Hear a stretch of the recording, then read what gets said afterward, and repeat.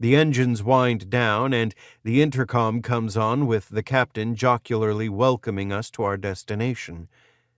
After we stop and the engines shut down, a squat, overweight Sergeant First Class comes on board barking instructions, the usual litany of do's and don'ts. After this stirring bit of introduction, we soon disembark to walk the few meters to the holding area just inside the terminal. After a 30-minute wait in the sweltering heat, the pus gut from the repo depot comes up and officiously instructs me to get the troops in line. I look him over for a moment and tell him to take his fat ass out of my face and get to it himself.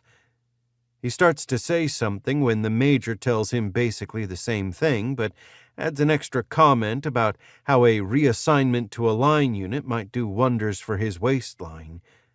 He stomps off to ARF at the privates, and we wait until the buses pull up and they start loading everyone on for the trip over to the in-country reception area. The kids are all wide-eyed from the exotic smells and crowded streets packed with moped and cycle traffic.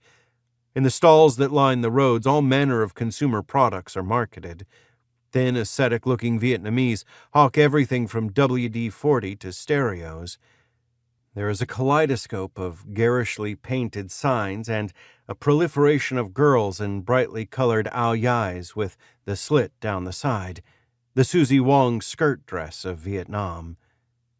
A few of the replacements are astute enough to notice that the buses all have an armed guard and the windows are screened with mesh to keep the odd Viet Cong or drunk cowboy from throwing a grenade through the window.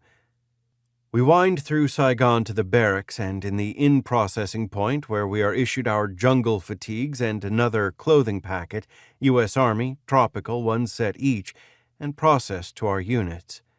With me is another old troop, Bernie O. Bernie had been in the original air assault, which eventually became the mighty 1st Cavalry Division.